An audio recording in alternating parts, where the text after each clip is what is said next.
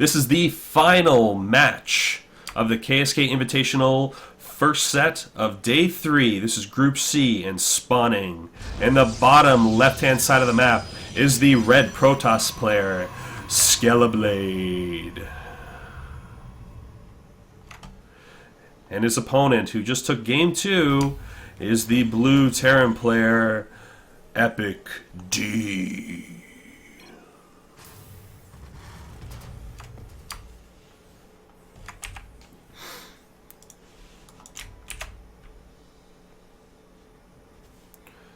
So really great game out of EpicD in the second match. Skeleblade also had a very impressive game in the first map. And they actually took the maps away from each other. They both chose the opposite. Each map that they chose so far was the map that they lost. So if we keep this trend going forward, maybe Skeleblade's going to take this one. Let's see what he's got in the production tab. It looks like he's getting gas, getting gateway before gas. So it's going to be late stalkers, a lot of zealots. Possibly just looking for the defense here and work his way up the tech tree slowly. Second barracks does go down for EpicD. The probe does see that. He didn't click on it though. So I'm not sure if he knew it was there. On the other side of the map, Skeleblade is not producing anything. He's got a whole bunch of bank. Finally starting to produce that first zealot. But he drops a cyber core. And he is sitting on an excess bank and he opts for the forge, so it looks like he's going to stick with ground or possibly defense. Maybe he'll drop a cannon when that forge is complete. Meanwhile, EpicD's opting for his, what I want to say is standard, but he didn't do that the last game, so it's not standard, but he is choosing to go with a Reaper off the top, using that gas that he took. It's going to get a really good scout off. It's going to be able to do quite a bit of damage, especially if you drop a few bombs in that mineral line. This SCP does get a really good scout off. He sees the forge, he sees the cybernetics core, knows there's stalkers on the way, knows that that there's going to be some sort of aggression coming. This is a pretty standard, or sorry, there's going to be a lot of defense on the way. Pylon goes down in the back of the map. It's going to drop a pylon back there too. This map does lend itself to liberators and taking away that mineral line advantage. Stalker finally pops out on the map. And it looks like he's going to push this Reaper back. He's not going to kill off anybody. And this Reaper is going to go down. Is he going to sneak in a secret base? I hope so. I love secret bases. He's putting a bunker on the low ground. Now, I don't know if many of you are students of war, but you always want to have the high ground. I'm not sure why he's putting this on the low ground. This is actually going to be an advantage to the Protoss player. It's a longer distance for the SCVs to actually get to repair it, and as well, it grants full vision whenever a unit's in range versus being on the top of the ramp. You have to be halfway up for the vision to actually click over. But he opts to put it on the low ground. He's going to try to intercept some scouts or whatever he can. On the other side of the map, Skeleblade's kind of doing his standard thing. He's pushing some stalkers out, getting some adepts onto the map. Mothership core finally here. Looks like he's maybe going to drop a time warp and move across the map. We saw that in the first 2 games. Probe gets vision.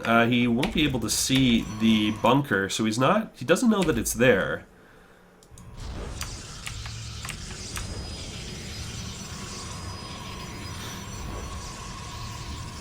Warp gate tech has finally finished, but no forward pylon has been created. Tank on the high ground is going to do quite a bit of work. Maybe he's, you know, it'd be interesting to see if EpicD actually try to predict that his opponent's going to go for stalkers or adepts.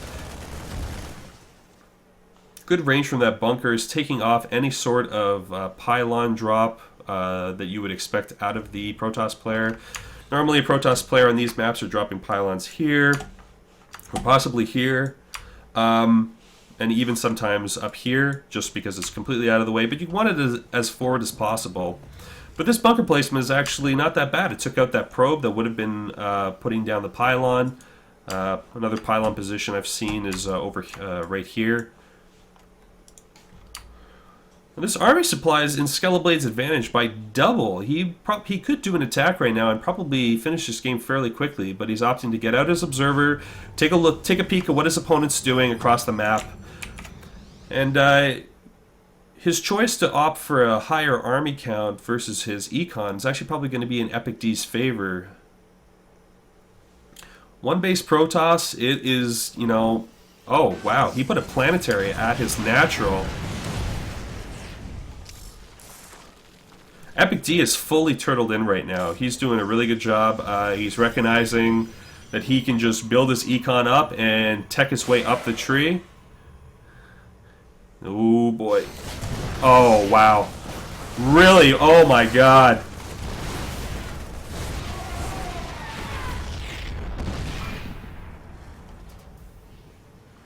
This Widow Mine right here is going to do quite a bit of damage. It already has one kill on it. It's about to come off cooldown. EpicD is giving chase to this Protoss army. He can probably just stay back on his ramp. He can't escape, though. I'm not sure Skeleblade knew about this rock debris here. So Stim is coming out, +1 attack is coming out from the Terran player. Really good choices. Working his way up the tech tree, has double starport, and has supply blocked himself yet again. He does spend quite a bit of money, what he could be spending on mules, but instead he opts to do these drops for the supply depots.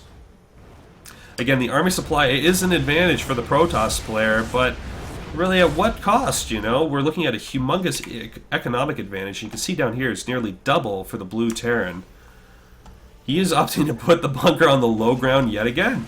I guess with this Widow Mine here, it's not a bad choice, but we saw with the first attack, the Protoss army can put itself here, outrange itself from the tank, and take out the bunker without any sort of an issue.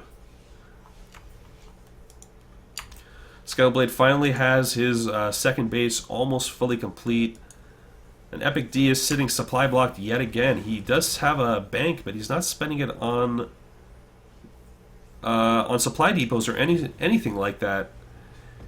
He should really concentrate on, you know, I'm very surprised that he got a planetary at his natural. That isn't a normal Terran play, you know. The first two bases are generally, you know, strictly speaking generally, of course, orbitals, not planetary fortresses. So, I don't know.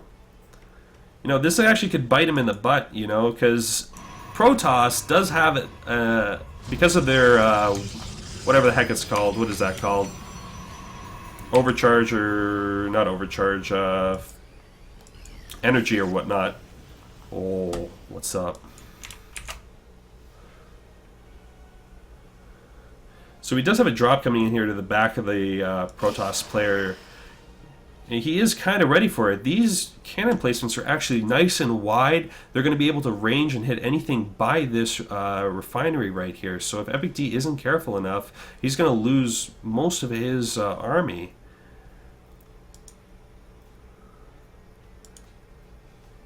Okay, it looks like he's going to try to get rid of this economy for the Protoss player. He really wants to get rid of it. It worked really well in the first game. But he's not moving him in, or... oh, there you go. Nope. Well, two feet.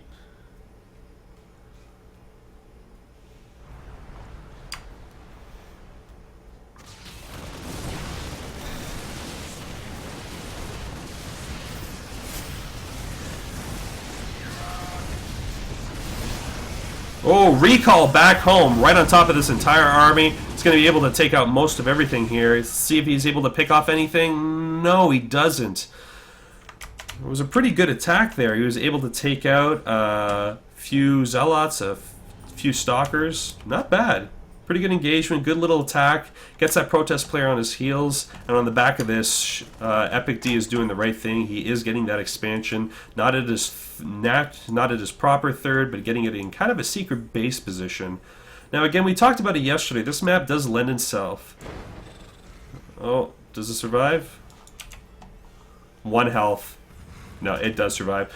Yesterday we did talk about it on this map. This has got a really great option. You can drop a gold here. It's far away. You can do it very sneakily, but no one really does. It's not the most utilized thing in the world. You can do a quick scout to find out if there's something there, but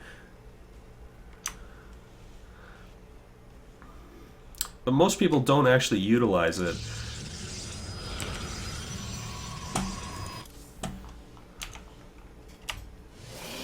Ground attack too, so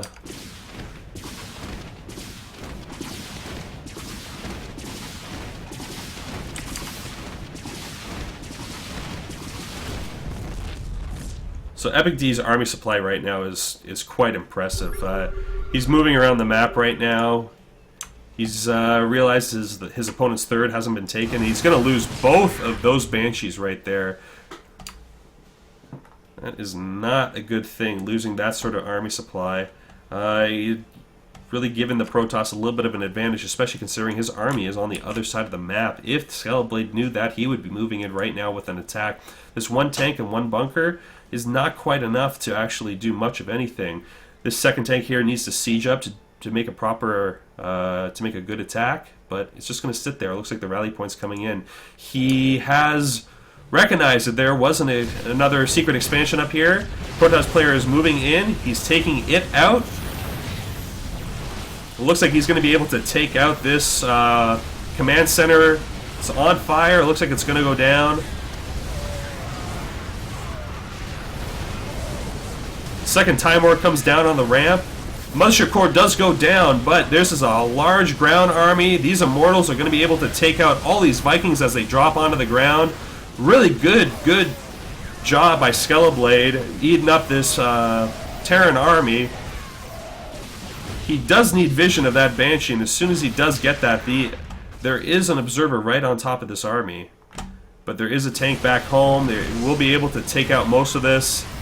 Bunker does go down. The Immortals shade up. They're going to get right on top of this tank. Try to take it out. Does take out the tank, and this is not looking good for EpicD. He had a huge advantage. This planetary is going to push back the Protoss player, but EpicD's entire army is gone.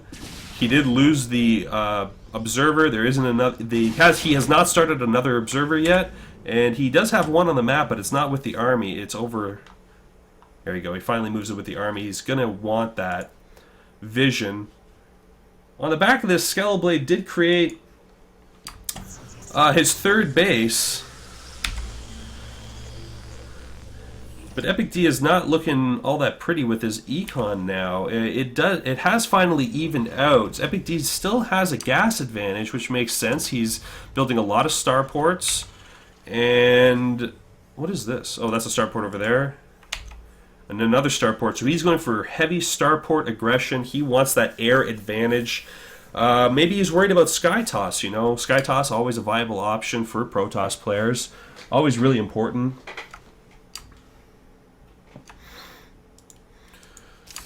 And not just important, really effective too, you know? Like, you don't become superior gods of the universe without, you know, getting really good at air. Now, he is...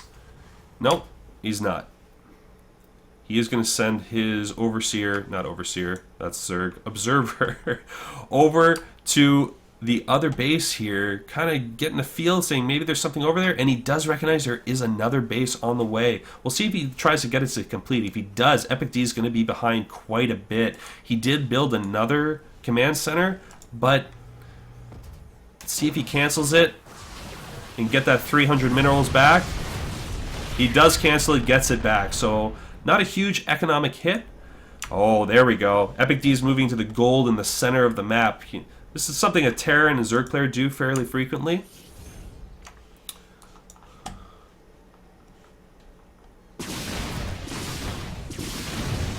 Good attack by EpicD, trying to take out that economy. Going for the pylon. He's going to depower 3 gateways. That is an Artosis pylon if I've ever seen it. It's going to take out another pylon, probably unpower 1 or 2 more production structures. And he's going to escape back out.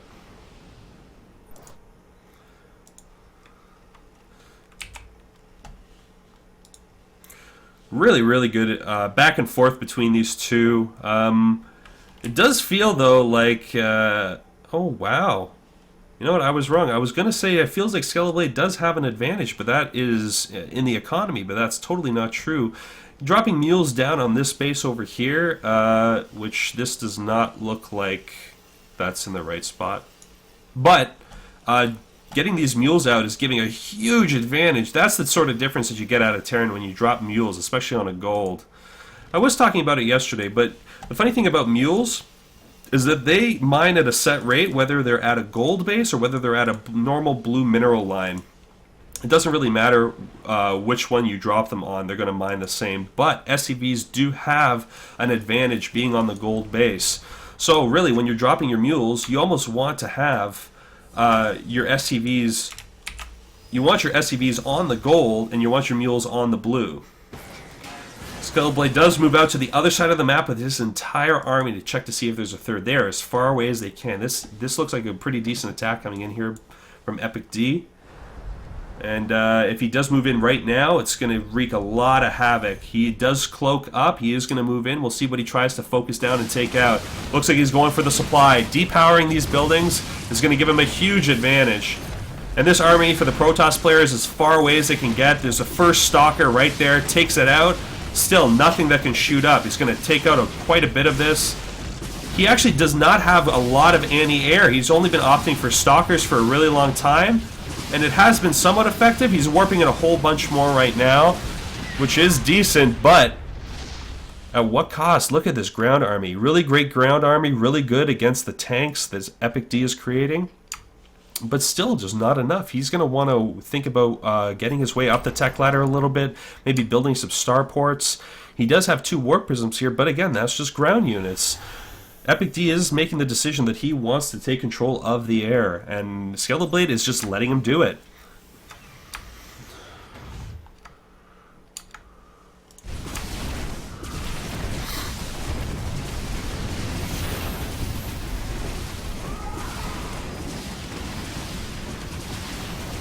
Oh!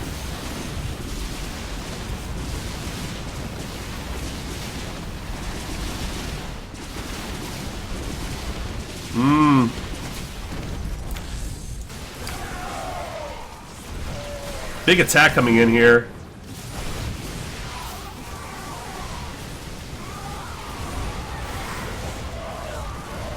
Ooh, wow, this army is getting chewed up by the Terrans. This bottleneck point right here. Wow, really great engagements all across the map on multiple different levels. Attacks coming in from the back, from the side, and the front. Probes are moving out across the map, but these Banshees are going uncontested. They're ripping apart the infrastructure of this Protoss player. EpicD is doing an excellent job to really put his opponent into submission. These Immortals, though, are going to rip apart these tanks in no time. Those shields on an Immortal, nothing's quite like it. But again, he doesn't have anything that can shoot up, and meanwhile, these Banshees that were just rallied back home that he was creating are going to clean up this attack fairly easily. I wouldn't be surprised if we see a GG come out of here out of Skeleblade sometime soon. Back at home, his entire infrastructure is dead. He doesn't have anything, doesn't have any workers mining anything. He's desperately trying to rebuild his base at his 3rd, but you can just look at the army supply, 81 to 4, 118 supply to 26. This game is over. EpicD is just going to put the final touches on this match, and it's going to be over fairly soon, I would think.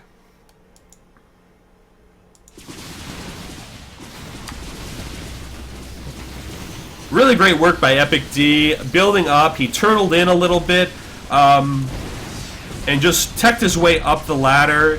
And the GG comes from Skeleblade. EpicD takes game 3 and moves on to the winner's match.